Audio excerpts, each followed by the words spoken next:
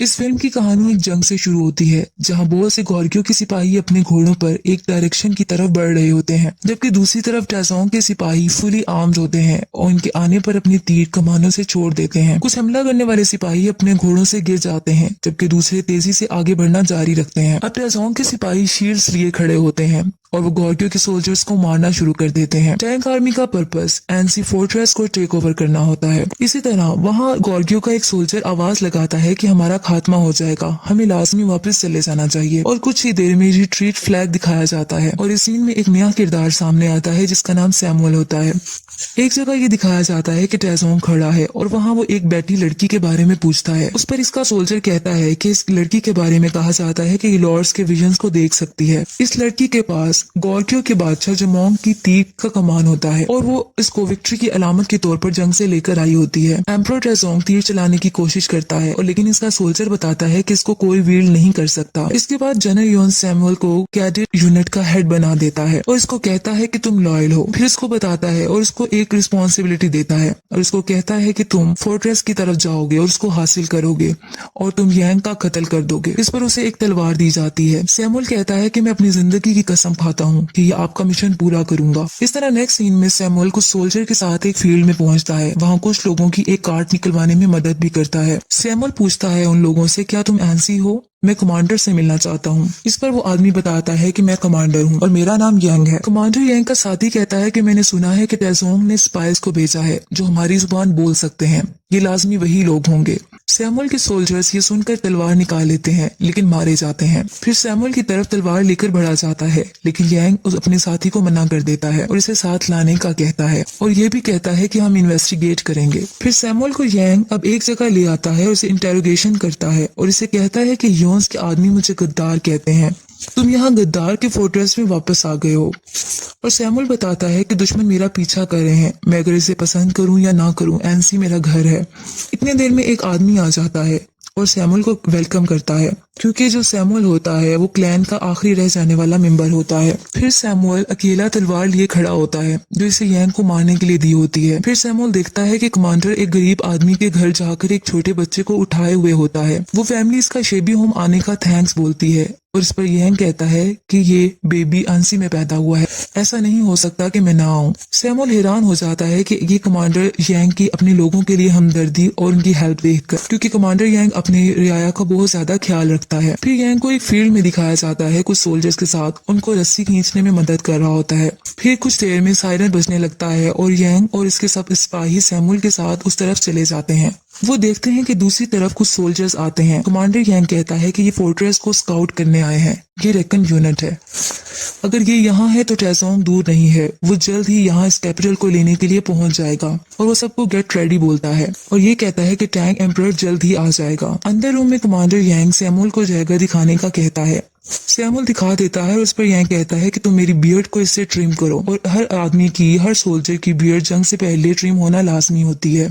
Samuel जब trim करने लगता है तो उसका डैगर इसकी यांग की गर्दन पर होता है। अगर वो चाहता तो वो उसको मार सकता था लेकिन वो उसको नहीं मारता। फिर दोबारा से सायरन बजने लगता है और सब चले जाते हैं। अब सब एक मैदान में जंग के लिए तैयार होते हैं। वहाँ लेडी सोल्जर्स भी होती हैं जिसमें एक का नाम बेका होता है। कमांडर यांग अपने सोल्जर्स के साथ आगे बढ़ता है और देखता है कि ऑपोजिट साइड्स पे बहुत सी लार्जर सोल्जर्स रेड फ्लैग्स उठाए हुए होते हैं। यांग सबको कहता है, जब लोग सुने कि टैंक आर्मी आगे बढ़ रही है तो मुझसे पूछना कि तुम्हें क्या करना है। मैंने बताया है कि हम फाइट करेंगे। मैंने कभी रिट्रीट करना नहीं सीखा और ना ही मैंने कभी झुकना सीखा है, बल्कि मैंने सीखा है तुम्हें हमेशा फाइट करनी है जब भी जरूरत पड़े। अगर तुम्हारी कोई बनाई हुई चीज को, चेरिश की हुई चीज को बर्बाद करने की कोशिश करे तो तुम्हें अपनी जान खतरे में डाल देनी है और यही लम्हा होता है और तुम्हें पीछे नहीं हटना। इन एनसी के लोगों को देखो, ये वो हैं जिन्हें हमने चेरिश किया है और हम इनकी हिफाजत करेंगे। फिर सब सोल्जर्स बैटल की आवाज लगाते हैं और तैयार हो जाते हैं जंग के लिए।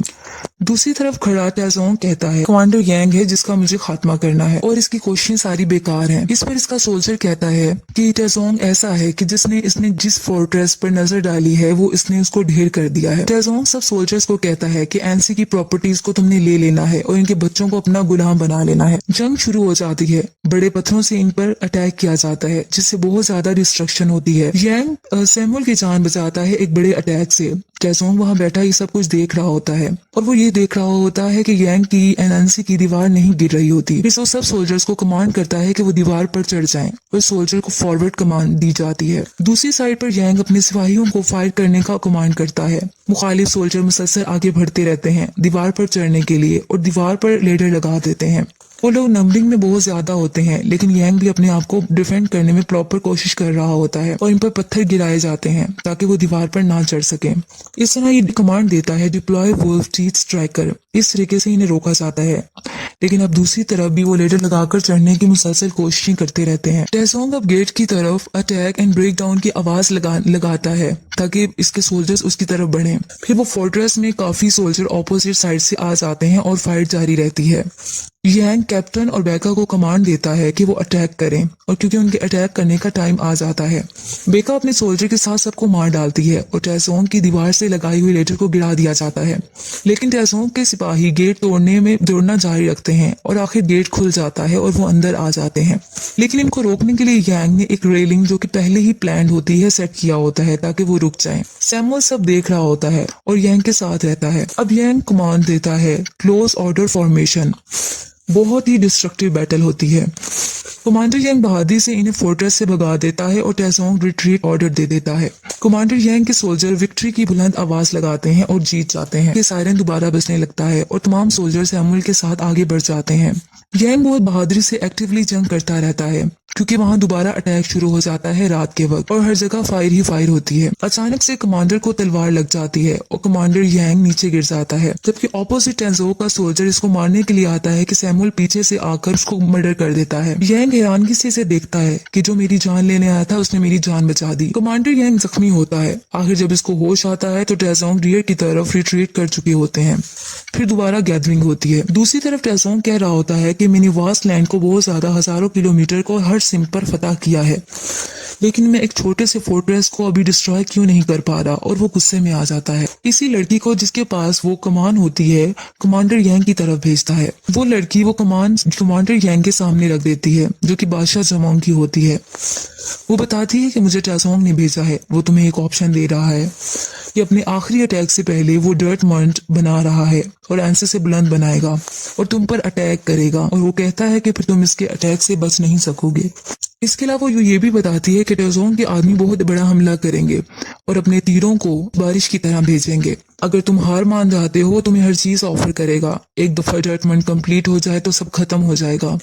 लेकिन यांग कहता है कि मैं एंसी का डिफेंड करना चाहता हूँ। टैसोंग को बताया जाता है कि प्रोग्रेस बहुत तेजी से है और 2 मंथ्स में प्रोजेक्ट को हम मुकम्मल कर लेंगे, सर्दियां आने से पहले पहले। देखने वालों की नजर में वो डर्टमंड वो हकीकत में एक बहुत बड़ा माउंटेन बना रहे होते हैं। दूसरी तरफ कमांडर यांग समझता है कि हम गद्दार हैं, जैसे कि सैमुअल इसे बताता है। सैमुअल इसे इजाजत लेता है। वो कहता है कि अगर आप मुझे इजाजत दें तो मैं जनरल योन के पास चला जाऊं। मैं आपको महसूस करता हूं, लेकिन योन कभी अपना माइंड चेंज नहीं कर सकता। इसी तरह वो उससे ऑर्डर कहता है कि मुझे ऑर्डर दिया जाए। दूसरी तरफ कैप्टन जो कि यांग का होता है वो उसकी टैसोंग की तरफ हमला करने का कहता है उसकी कंस्ट्रक्शन के दौरान। आखिर उसको यांग से इजाजत मिल जाती है, लेकिन बेका सोल्जर कहती है कि टैंक्स HQ में जाना खुदकुशी करने जैसा है। अगर वो कैप्टन जीतेगा नहीं या वापस आ जाता है तो कोई मतलब फायदा नहीं होगा। यांग कहता है हमारे पास बस यही रास्ता है। टैसोंग के सोल्जर्स बैटल की तैयारियों में होते हैं। वहाँ कैप्टन जाकर अटैक कर देता है रात के अंधेरे में, लेकिन वो एक ट्रैप होता है और कैप्टन को बुरे तरीके से जख्मी कर दिया जाता है और उसको वापस भेज दिया जाता है। आखिरकार कैप्टन मर जाता है। बेका कैप्टन की डेड बॉडी की तरफ आती है और बहुत रोती है, लेकिन बाद में पता चलता है कि वही लड़की जिसके पास जमोंग की कमान थी उसने एक एरो के थ्रू उनको पैगाम भेजा था और एक ट्रैप बिछा दिया गया था। उस लड़की को सोल्जर्स की तरफ से मार दिया जाता है। फिर बेका टैसोंग के सिपाहियों के पास चली जाती है सिर्फ कैप्टन का बदला लेने के लिए, और टैसोंग से फाइट करती है और इसको भी मार दिया जाता है और उसकी बॉडी को रिटर्न कर दिया जाता है। नेक्स्ट सीन में सैमुअल जनरल यून के पास चला जाता है। वो यून को कहता है कि कमांडर एनसी अपने आदमी अपनी जिंदगी के लिए लड़ रहे हैं और एनसी लोगों के लिए, और इसके अलावा ये भी बताता है कि जैसे ही मर्ड मुकम्मल हो जाएगा एनसी खतरे में आ जाएगा। यांग गद्दार नहीं है, वो गॉर्गियो का दूसरा आदमी है। जनरल योन ये सुनकर कहता है कि क्या तुम्हें मैंने इसलिए भेजा था ताकि तुम मेरे ऑर्डर्स को फॉलो ना करो, और मैंने तुम्हें आंसी इसलिए नहीं भेजा था तो कि तुम ये इल्फाज बोलो। इसके बाद वो अपनी स्वॉर्ड इसकी गर्दन पर रख देता है।